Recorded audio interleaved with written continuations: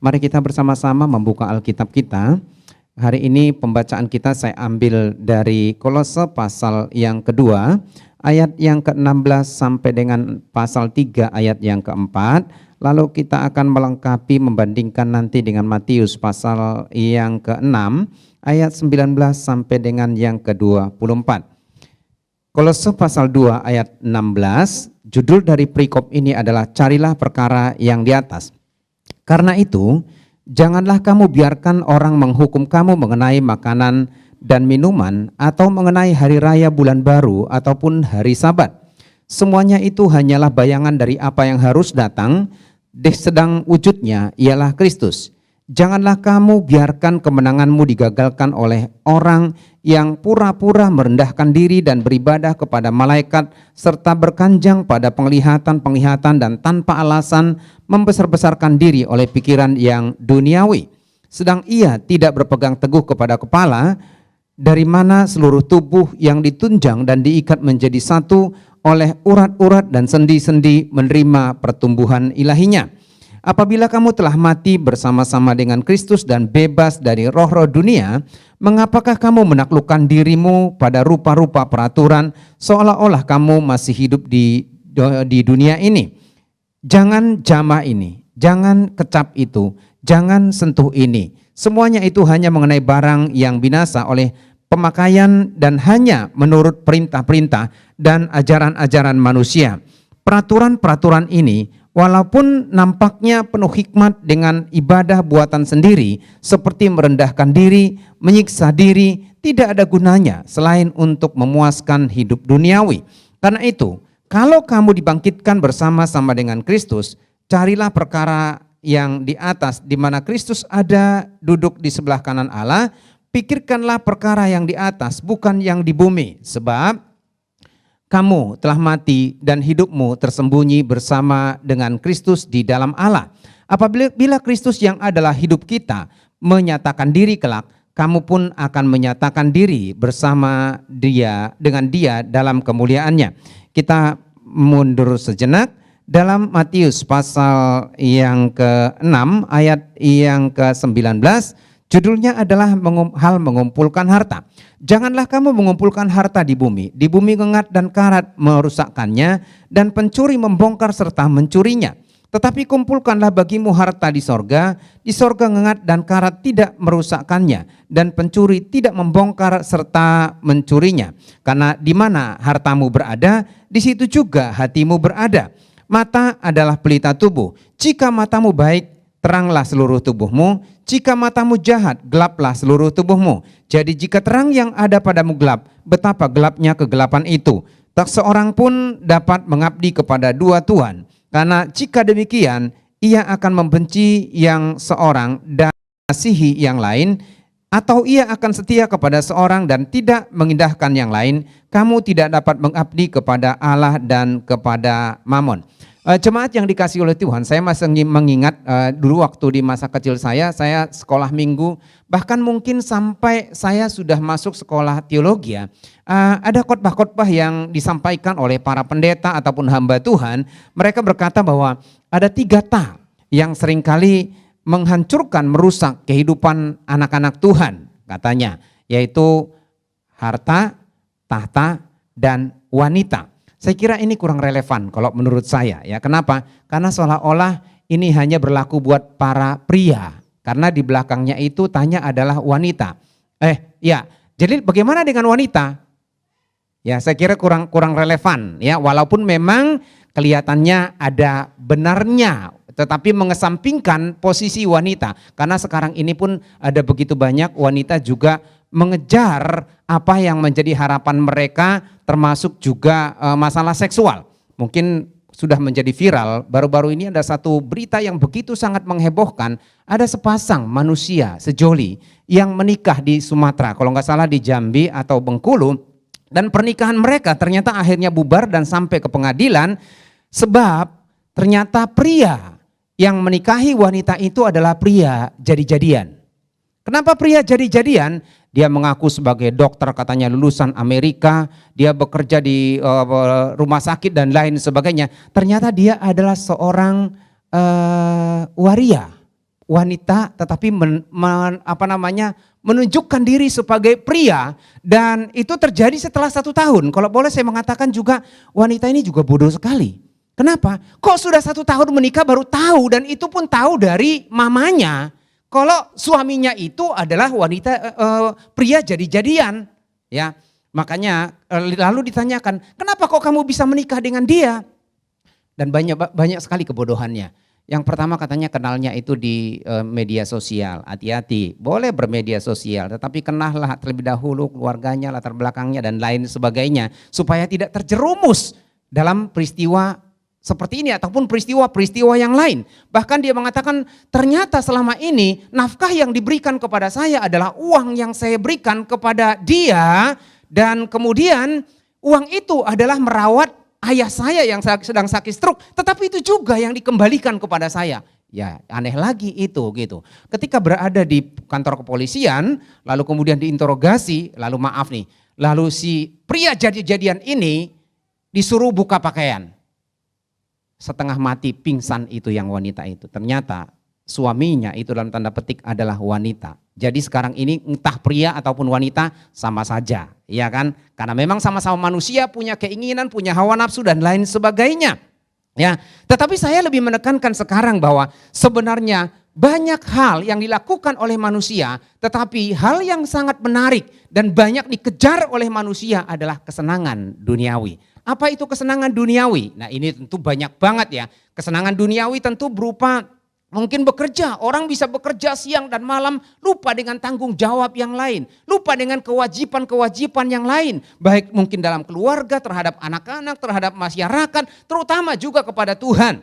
Bahkan mungkin juga oleh karena harta, kekayaan, jabatan, dan kesenangan-kesenangan lainnya. Dan mereka kadang-kadang berpikir, kalau mereka mencapai semuanya ini, mendapatkan semuanya ini, maka semua masalah akan selesai. Akhirnya apa yang terjadi? Masalah tetap hadir dan mengejar semua itu seperti mengejar angin yang tidak pernah didapatkan, dan akhirnya kekecewaanlah yang mereka dapatkan. Sebenarnya kalau kita memperhatikan di dalam Alkitab, Tuhan tidak pernah melarang kita menjadi orang yang sukses. Tuhan tidak pernah melarang kita untuk menjadi orang yang kaya.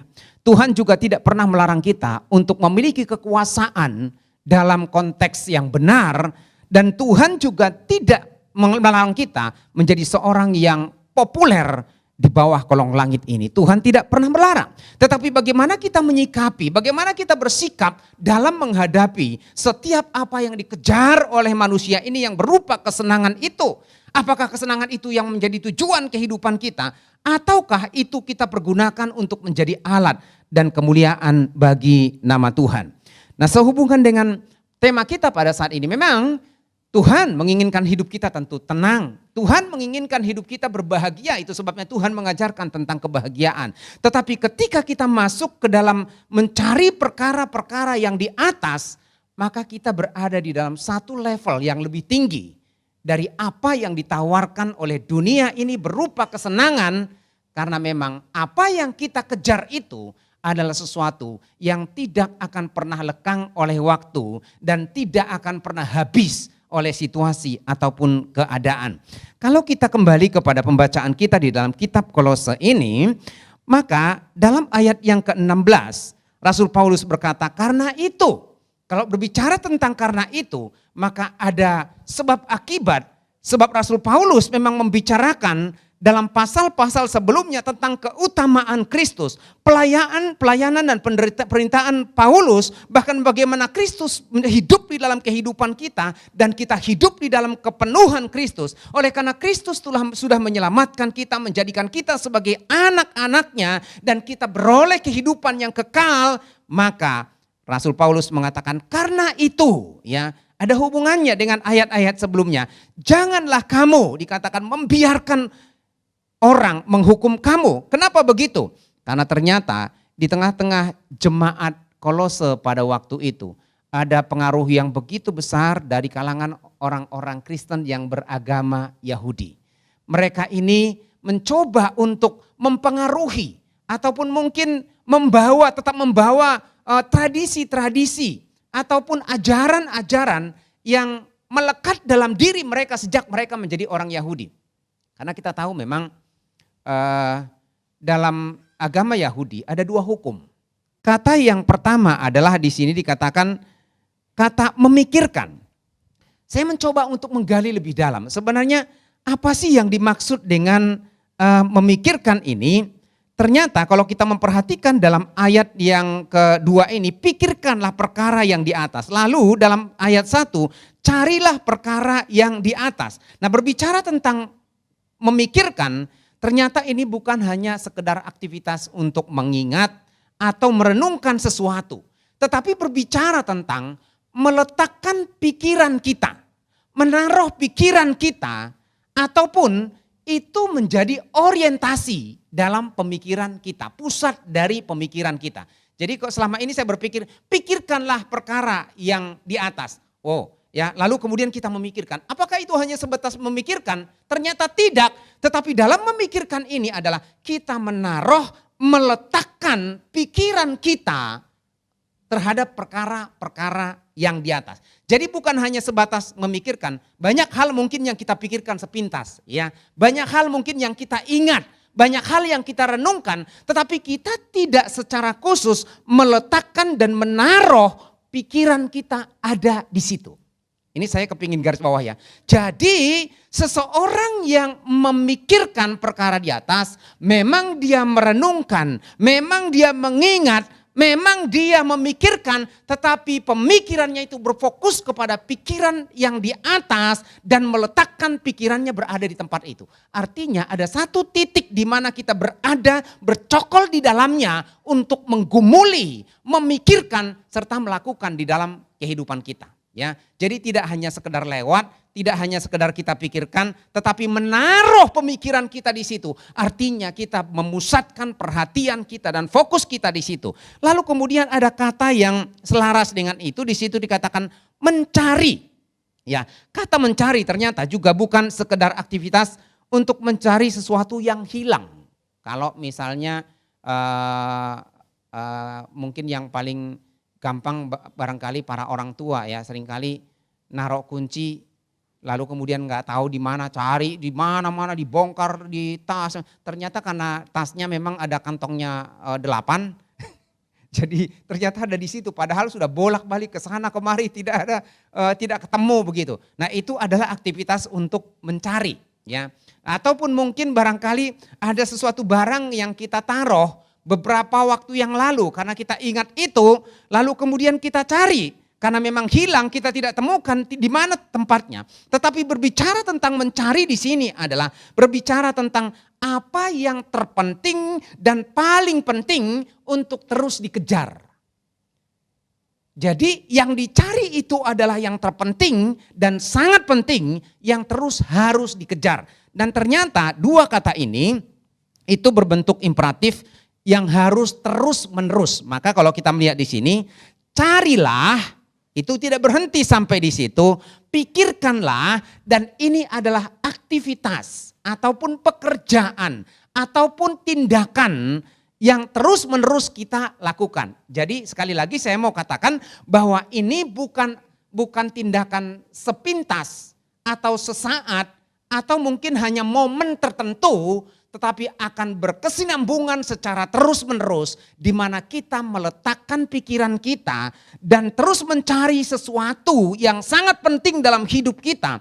Dan ini mencakup sikap hati kita dalam aktivitas sehari-hari secara terus-menerus.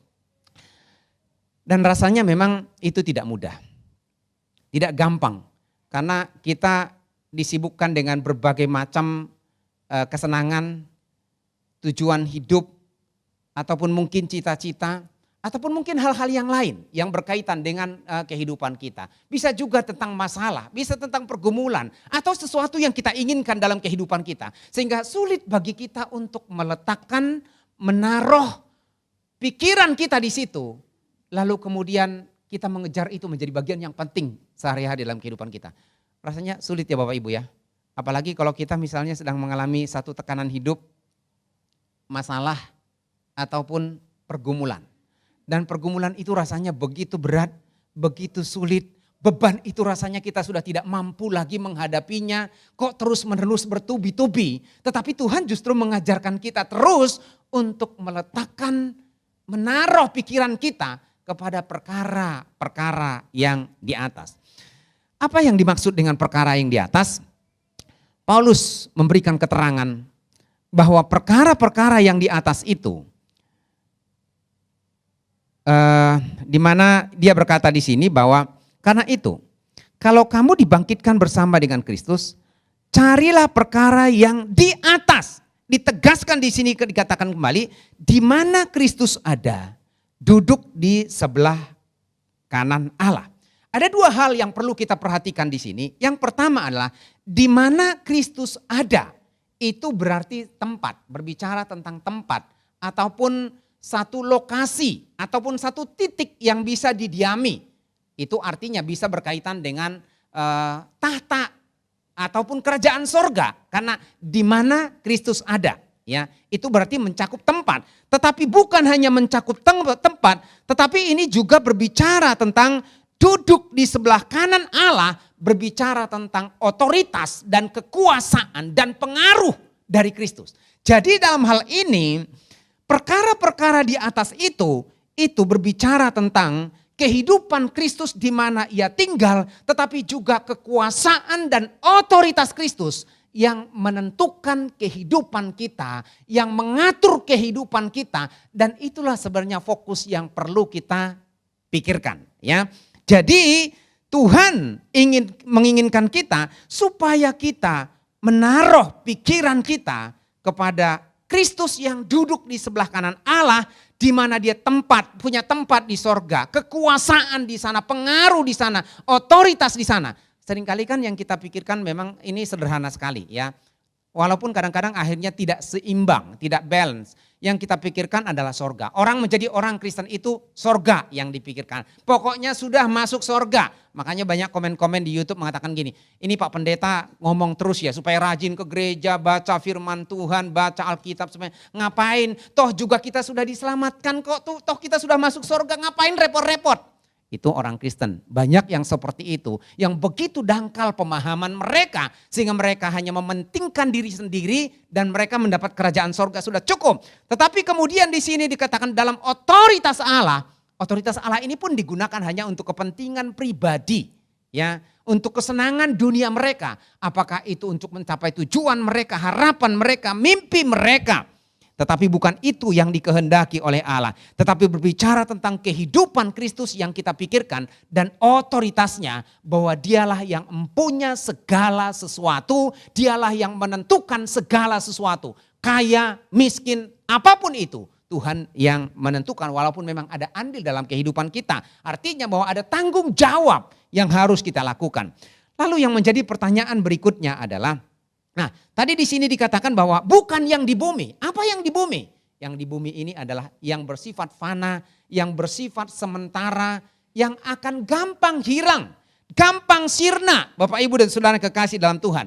Loh kok begitu gampang sirna? Betul, karena memang dalam hidup ini semuanya bersifat sementara. Mungkin bisa dalam sekejap itu bisa habis. Ya, bisa habis dalam sekejap tanpa banyak orang mungkin pikirkan. Kita akan nanti lebih jauh melihat. Lalu yang menjadi pertanyaannya adalah mengapa kita harus memikirkan dan mencari perkara-perkara yang di atas. Mengapa kita harus meletakkan pikiran kita di situ dan menjadikan itu sebagai fokus kita dan utama dalam kehidupan kita. Saya menggarisbawahi di sini ada 4 poin yang akan kita renungkan. Yang pertama adalah karena kita sudah berada dan menjadi milik Kristus. Itu yang pertama. Karena kita sudah berada dan menjadi milik Kristus. Di sini dikatakan dalam ayat 1, karena itu kalau kamu dibangkitkan bersama dengan Kristus, carilah perkara yang di atas di mana Kristus ada, duduk di sebelah kanan Allah. Pikirkanlah perkara yang di atas dan bukan yang di bumi. Sebab kamu telah mati dan hidupmu bersembunyi bersama dengan Kristus di dalam Allah. Yang pertama adalah karena memang kita sudah hidup dan menjadi milik Kristus. Nah, di sini dikatakan kamu telah dibangkitkan dan seseorang yang dibangkitkan itu adalah seorang yang pernah mati. Betul ya? Karena di sini dikatakan karena kamu telah mati dan hidupmu tersembunyi. Mati artinya bahwa sebelum seseorang dibangkitkan, maka dia pernah mati. Dan kita ini memang mati di dalam dosa kita. Ketika kita belum mengalami penebusan oleh Kristus, ketika kita belum diselamatkan, maka kita mati secara rohani. Hubungan kita terputus dengan Allah dan upah dosa adalah maut dan kita mati untuk itu. Tetapi syukurlah oleh karena kematian Kristus, maka Dia telah membangkitkan kita sehingga yang lama Rasul Paulus katakan telah berlalu dan yang baru sudah datang, yaitu manusia yang akan binasa, manusia yang mengalami maut, manusia yang mengalami kematian dibangkitkan menjadi milik Kristus yang memiliki kehidupan. Itu sebabnya kehidupan yang baru, kehidupan yang ini menjadi kehidupan yang baru, yang diperbaharui oleh Roh Kudus. Nah, ada banyak orang menggambarkan begini. Kalau orang mau pakai baju baru, maka tentu dia punya baju lama. Betul ya. Biasanya kalau orang gila, oh nanti salah lagi saya. Sekarang nggak boleh bilang orang gila ya. Bahasa Indonesia itu mengalami perubahan aneh karena ODGJ katanya ya. Nah, biasanya kalau ODGJ itu baju lamanya tetap dipakai. Lalu kemudian baju barunya dipakai lagi. Saya beberapa kali nonton di YouTube ada para YouTuber, ya terserah itu motivasi mereka apa, tapi saya yang lihat gini, mereka cari orang ODGJ, lalu kemudian mereka rambutnya dipotong, dibersihin, bajunya dikasih, tapi seringkali mereka begitu sulit untuk mengganti baju gitu ya. Karena mereka nyaman dengan itu, kehidupan mereka seperti itu. Nah, lalu ada kadang-kadang akhirnya dipakaikan karena nggak mau dibuang itu, tetap dipakai. Jelek banget kan ya. Bisa dibayangkan baju sudah dekil, kotor, bau begitu, sudah mungkin berhari-hari, bertahun-tahun melekat di badannya. Tetapi kemudian dipakaikan baju yang baru. Ya kata orang Jawa bilang podo wae ya. Sami mawon, bau gitu. Nah tetapi supaya dia bersih, supaya dia menjadi seseorang yang berbeda, supaya dia wangi, maka dia harus melepaskan ini, yang bau ini, yang menjijikkan ini, yang busuk ini, dibuang itu, lalu dikenakan pakaian yang baru. Nah Rasul Paulus pun menggambarkan yang sama, bahwa ketika kita masuk di dalam persekutuan dengan Kristus, maka baju kita yang lama, kehidupan kita yang lama, yang berorientasi kepada kesenangan duniawi, yang berorientasi kepada materi, yang berorientasi kepada kekuasaan, yang berorientasi kepada hawa nafsu duniawi, itu harus dilepaskan, ditanggalkan, dan sekarang kita berfokus tadi itu meletakkan pikiran kita kepada perkara-perkara yang di atas, kepada Kristus dan otoritasnya di dalam kehidupan kita. Dan ini hanya mungkin berlaku, ini hanya mungkin terjadi kalau kita menanggalkan baju yang lama ataupun baju yang bau di hadapan Tuhan. Kehidupan kita yang berdosa, kehidupan kita yang diperbudak oleh dosa itu bau dan menjijikkan. Ini kita bisa membayangkan ya, bau dan menjijikkan dan tidak pantas, tidak berkenan. Tetapi Tuhan menginginkan ketika kita hidup di dalam Kristus, maka kita tanggalkan itu menjadi kehidupan yang harum dan wangi di hadapan Tuhan.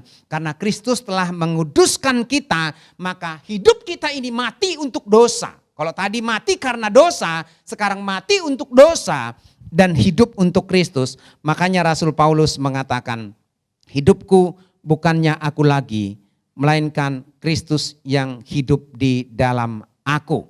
Nah Bapak Ibu dan Saudara yang kasih dalam Tuhan, dalam ayat 3, pasal 3, Rasul Paulus juga mengatakan bahwa sebab kamu telah mati dan hidupmu tersembunyi bersama dengan Dia. Kita berada di dalam persekutuan dengan Kristus, jadi yang kelihatan itu, yang muncul itu adalah Kristus. Makanya seperti yang Rasul Paulus bilang, hidupku bukannya aku lagi. Jadi kita tersembunyi dalam Kristus, sementara yang kelihatan, yang muncul itu adalah Kristus melalui kehidupan kita.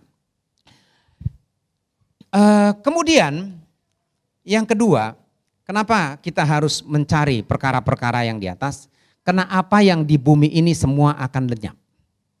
Apa yang di bumi ini semua akan lenyap, tetapi perkara yang di atas tidak akan pernah lekang oleh waktu. Kalau kita membandingkan Bapak Ibu, kemarin Komsel juga sudah dibahas sama Pak Lili, tapi dari Injil Lukas, dalam pembacaan kita tadi di Matius pasal yang ke-6, hal mengumpulkan harta, di situ dijelaskan bahwa jangan kamu mengumpulkan harta di bumi. Di bumi ngengat dan karat merusakkannya, dan pencuri membongkar serta mencurinya. Loh Pak, bagaimana mungkin ngengat bisa memakan uang saya? Yang pertama emas, itu kan logam mulia, tidak akan pernah dimakan ngengat. Lalu yang kedua, saya punya deposito dan tabungan di bank. Itu kan nggak akan dimakan ngengat, betul ya? Apa ada deposito Bapak Ibu dimakan ngengat? Mungkin indunya, apa namanya? Lembarannya itu apa sih namanya? Biletnya ya. Ada yang dimakan. Tapi yang di bank kan enggak ya, bisa diurus kembali kalau masih ada tanda-tandanya gitu kan. Nah, terus kemudian juga di bank itu kan semua dokumen saya sudah sewa itu safety box. Safety box ya namanya. Karena enggak punya jadi enggak terlalu hafal. Jadi semua itu, tetapi kita jangan heran. Kalau begitu mudah orang bisa kehilangan sesuatu. Pencuri bisa datang kapan saja. Bahkan mungkin bukan menjadi heran, tadi saya buka HP saya karena saya lupa, kalau tidak salah baru-baru ini orang berpikir selama ini kan uang kripto, uang apa namanya, uang digital itu melonjak tinggi sedemikian rupa orang menjadi kaya mendadak. Tapi kemudian dalam satu hari bisa jadi miskin mendadak. Kenapa? Karena turun. Bahkan nilai uang digital beberapa waktu yang lalu saya pernah baca itu dari harganya jutaan tinggal 0,9 dolar, bisa dibayangkan. Jadi dalam satu hari orang miliarder bisa jadi orang gelandangan. Enggak punya apa-apa lagi. Bahkan di bank ada orang yang menyimpan uangnya hanya diklik katanya. Mungkin Bapak Ibu dapat, saya baca di berita, dia di WA diklik, ternyata apa yang terjadi? Apa namanya, ternyata 78 miliar atau berapa gitu, uangnya langsung sekejap juga udah berpindah. Begitu mudah. Saya cerita Bapak Ibu kekonyolan saya juga. Ini rada aneh sedikit, mungkin malu saya sebenarnya. Tapi sempat hampir terjadi. Jadi saya itu dari dulu gak suka dengan kartu kredit. Karena pikiran saya gini, kalau saya punya uang, saya gunakan uang. Saya gunakan, kalau tidak punya uang, saya tidak perlu ngutang. Gitu dari dulu saya. Tapi waktu itu saya berobat ke Penang, karena beli tiket ternyata setelah 24, kalau nggak nyampe 24 jam, saya nggak bisa beli tiket, saya nggak bisa pulang. Akhirnya saya teleponlah Ciliani, Ci tolong belikan tiket buat saya, pakai kartu kredit, karena harus pakai kartu kredit. Nah dari situ Bapak Ibu saya bikin kartu kredit yang nilainya kecil gitu. Tapi satu kali saya ditawarkan juga kartu kredit dengan 2 kartu tambahan, itu cukup gede Bapak Ibu. Tapi saya juga tolak sebenarnya, dia bilang udahlah nanti kalau perlu misalnya dipakai, tapi kalau enggak biarin aja Pak. Ya udahlah saya pikir, padahal saya enggak pernah pakai kartu kredit Bapak Ibu.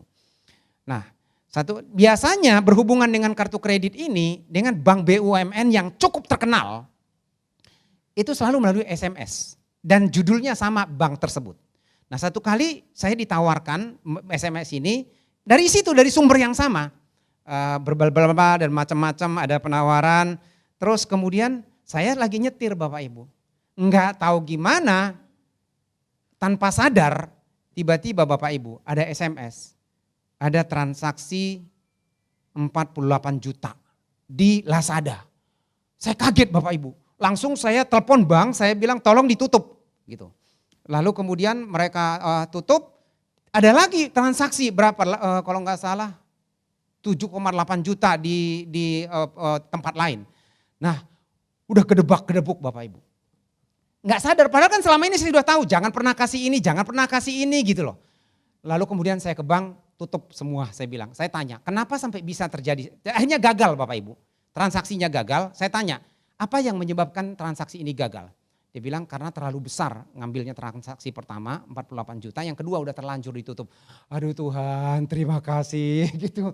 Saya tidak bisa bayangkan 50 juta lebih saya harus bayar tiap bulan dengan cicilan saya tidak pernah gunakan. Orang bisa mengalami hal seperti itu kapan saja. Akhirnya saya bilang sorry. Nah saya tanya kemudian orang-orang bank, apa yang menyebabkan kok ini bisa tahu? Jadi nama ibu saya, alamat rumah saya, nomor handphone saya, nah, pokoknya semua tahu. Itu yang membuat saya kayaknya terpesona, yakin gitu loh. Akhirnya saya bilang tolong ditutup ini. Enggak apa-apa Pak, kita ini ganti, saya tidak mau pusing saya dibuat itu. Gitu. Jadi kapan aja pun bisa hilang apa yang kita punya.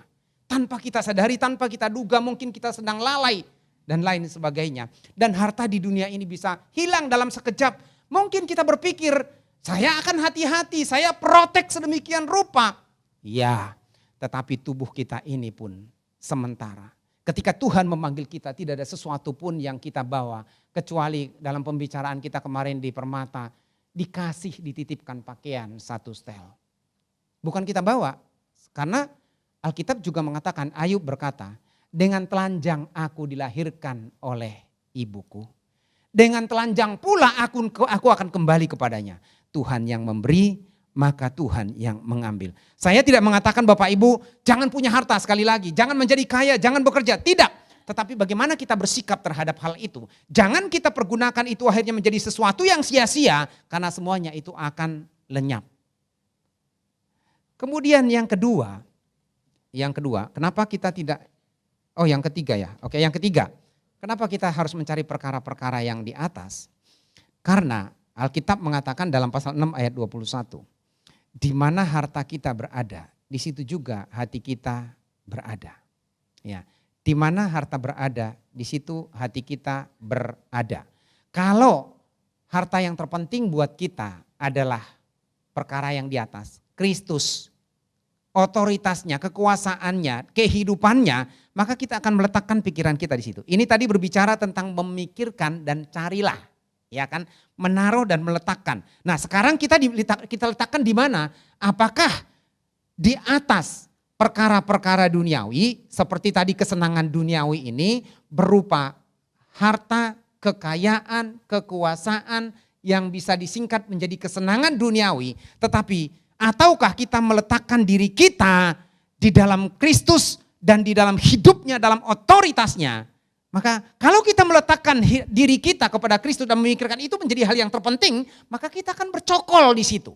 Ya, kita akan bercokol di situ. Tetapi sebaliknya, kalau memang tujuan hidup kita, orientasi kita, ataupun kita meletakkan pikiran kita di dalam materi yang ditawarkan oleh dunia ini, maka kita akan bercokol di situ, maka hati kita pun berada di situ setiap saat. Contoh misalnya gini, seorang yang kakinya bermasalah, dia membutuhkan tongkat. Betul ya Bapak Ibu ya, membutuhkan tongkat supaya dia bisa berjalan. Ya. Dan setiap kali dia mau berjalan, pasti yang dipikirkan adalah tongkat. Dan dia akan meletakkan tubuhnya ke tongkat itu, orientasinya adalah tongkat, menaruh badannya, pikirannya di tongkat itu. Dan ketika mungkin dia satu kali lupa, pasti akhirnya kacau. Karena memang fokusnya adalah tongkat itu supaya dia bisa beraktivitas. Ya mungkin itu lebih sederhana. Kalau orang mungkin bermasalah dengan kesehatan lalu kemudian naik kursi roda. Maka setiap saat dia akan selalu dekat ataupun duduk di atas kursi roda tersebut.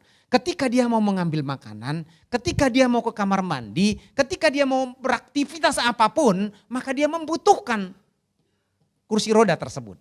Maka pikirannya ada di situ. Karena apapun yang hendak dia kerjakan, itu tergantung kepada kursi rodanya. Nah, demikian juga ketika kita meletakkan diri kita, pikiran kita, menaruhnya kepada Kristus dan perkara-perkara yang di atas itu, maka pikiran kita ada di situ. Yang menjadi pertanyaannya itu tadi, di mana pikiran kita letakkan? Di mana apa yang kita pikirkan secara terus-menerus dalam hidup kita, maka itulah yang akan menjadi pusat aktivitas kita secara terus-menerus. Saya kira tidak salah kita memikirkan pekerjaan kita. Tidak salah kita memikirkan keluarga kita. Kita tidak salah memikirkan tujuan hidup kita. Kita tidak salah memikirkan mimpi-mimpi dan harapan kita. Tetapi sekali lagi tetap di bawah otoritas Kristus sebagai kehidupan kita karena dia adalah kehidupan kita. Berapa banyak akhirnya orang mengalami stres yang begitu berat. Mengalami tekanan dan tidak lagi mampu mengendalikan diri. Ketika mereka menjalani hidup ini. Sehingga mereka tidak merasa mengalami kekuatan lagi. Bahkan mungkin bisa saja mencari jalan pintas dan bertindak gegabah. Bapak Ibu, saya tidak tahu kehidupan mantan Perdana Menteri Jepang yang baru tertembak. Tapi kita tahu semua pasti tahulah Abe ya namanya, Shinzo Abe ya. Nah itu namanya. Tapi ketika saya baca judulnya Bapak Ibu, saya cuma baca sepintas, saya sedih. Sedihnya itu bukan karena gimana, saya nggak tahu track record dia, tapi saya cuma berpikir dia ini orang tua. Sudah 67 tahun, kok tega-teganya hanya karena tidak suka hasil pekerjaannya ditembak mati begitu. Pasti karena pikirannya sudah bercokol terus kepada kebencian. Tidak suka, benci tidak suka, dan terus itu diolah, diletakkan pikirannya di situ. Itulah yang menyebabkan dia kemudian melakukan pembunuhan. Itu sangat sadis. Nah ini dari aspek negatif, bagaimana dengan aspek positif? Apa yang kita pikirkan, apa yang melekat dalam pikiran kita atau di mana kita meletakkan pikiran kita dan terus menerus kita olah di sana, pasti itu akan menghasilkan sesuatu. Contoh lain mungkin buat para psikolog. Kata psikolog mengatakan, seorang yang sehat tapi berkelakuan kurang baik, lalu selalu dikatakan kamu gila, kamu gila. Kamu gila, terus diperlakukan seperti orang gila, maka dia akan bercokol pikirannya, terbentuk menjadi seorang yang gila dan bisa saja menjadi orang yang gila. Nah, jadi kalau kita meletakkan pikiran kita kepada perkara yang di atas, maka kita sedang memikirkan hal-hal yang bersifat rohani, hal-hal yang bersifat membangun, hal-hal yang bersifat memberkati, hal-hal yang memuliakan nama Tuhan. Karena Tuhan mengatakan, di mana hartamu berada, di situ hatimu berada. Tetapi sekarang di mana hati kita berada, di mana pikiran kita berada, di mana kita meletakkannya, kita yang tahu. Kita perlu introspeksi, sebab apa yang kita pikirkan itu akan berbuah kepada tindakan dan perbuatan. Yang terakhir, kenapa kita harus mencari perkara yang di atas? Ini sebenarnya Tuhan menginginkan kita fokus kepada Dia dan tidak menduakannya. Tuhan menginginkan kita fokus kepada Dia, tidak menduakannya. Saya mau membaca dari pembacaan kita tadi, Matius pasal 6, ayat yang ke-24. Tidak seorang pun dapat mengabdi kepada dua tuan, karena jika demikian ia akan membenci seorang dan mengasihi yang lain. Atau ia akan setia kepada seorang dan tidak mengindahkan yang lain. Kamu tidak dapat mengabdi kepada Allah dan kepada Mamon. Jadi sebenarnya Tuhan mau mengatakan di sini, berkata bahwa kita harus fokus kepada Tuhan. Orientasi kita adalah Tuhan. Maka kita harus meletakkan pikiran dan perasaan kita kepada Kristus. Itu yang Tuhan mau. Tidak salah kita punya harta, tidak salah kita punya barang yang bagus, tidak salah kita punya barang yang branded, kita tidak salah punya harta yang banyak. Tetapi tetap dikendalikan oleh pikiran Kristus, dan Kristuslah yang menjadi fokus kita, dan Dia tidak mau diduakan. Rasanya manusia aja tidak mau diduakannya. Makanya saya heran, kadang-kadang, bukan kadang-kadang ya, beberapa kali saya berpikir gini. Kalau dalam dunia secara umum yang kita hadapi, saya tidak menyebut agama, kalau laki-laki yang punya istri lebih dari satu, itu sah-sah saja. Tapi kalau wanita punya suami yang banyak, jangankan banyak, sedikit aja melirik gitu, poliandri atau menjadi poliandri, itu sudah tidak pantas, tidak layak, tidak bisa. Rasanya kayaknya dunia yang kita hadapi ini kok timpang banget ya. Kok wanita bisa diperdaya dalam tanda petik seperti itu, bisa diduakan, ditigakan, diempatkan. Rasanya tidak ada wanita normal yang mau diduakan. Setuju ibu-ibu atau para wanita? Setuju ya? Enggak ada yang mau dia. Tapi kenapa diperlakukan seperti itu? Kalau laki-laki tidak mau seperti itu, kenapa perempuan digituin? Ini ketidakadilan sebenarnya. Orang menggaungkan tentang keadilan, orang menggaungkan tentang hidup ini balance, orang menggaungkan tentang punya kasih dan perhatian, tapi kok punya istri dua. Tapi istrinya, jangankan punya istri dua, pergi ke pasar aja pakai parfum sudah dicurigain. Ironis sebenarnya dunia yang kita hadapi. Nah itu manusia. Kadang-kadang gini, saya nggak tahu percaya atau tidak, saya nggak tahu ya. Jadi benar atau tidak saya juga tidak tahu. Mungkin ibu-ibu yang tahu kali. Jadi minggu lalu kan saya ke Sumatera Bapak Ibu. Lalu kemudian ada ponakan punya anak. Itu memang lagi kurang sehat, lagi sakit.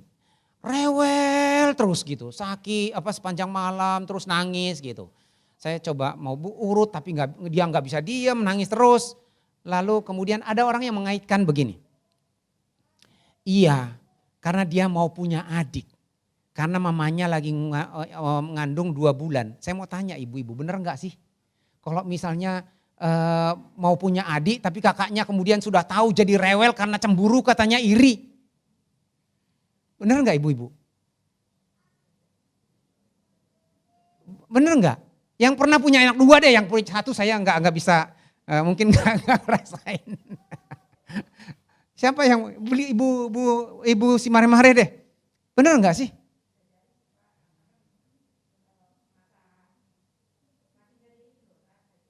Bisa jadi ya, tapi nggak pasti ya, nggak yakin. Nah, saya nggak tahu benar atau tidak. Tetapi itu selalu beberapa orang mengkaitkan itu karena dia mau punya adik. Katanya, kok masih di dalam kandungan, masih kecil sekali 2 bulan, kok ini belum punya apa, kok udah punya rasa. Oke lah kalau begitu terserah lah itu. Saya tidak mau menentang ataupun mengiyakan ibu-ibu yang merasakan. Ya, tetapi kita melihat di situ ada unsur, kalau itu benar maka itu adalah unsur kecemburuan, betul ya. Nah apalagi Tuhan tidak mau diduakan, ya. Di sini dikatakan Tuhan tidak mau diduakan, maka kita harus berorientasi meletakkan pikiran kita kepada Dia.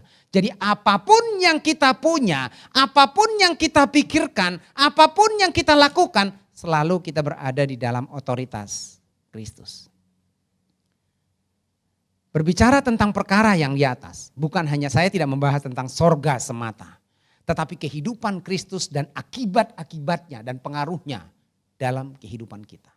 Yang berbanding terbalik dengan apa yang terjadi dengan di dunia ini, yaitu hanya kepentingan pribadi, egoisme, dan bersifat sementara yang akan sirna semuanya. Tetapi di dalam Kristus, kalau kita melakukan apa yang menjadi bagian kita, untuk Dia dan bagi Dia, maka semua itu kelak akan menjadi milik kita.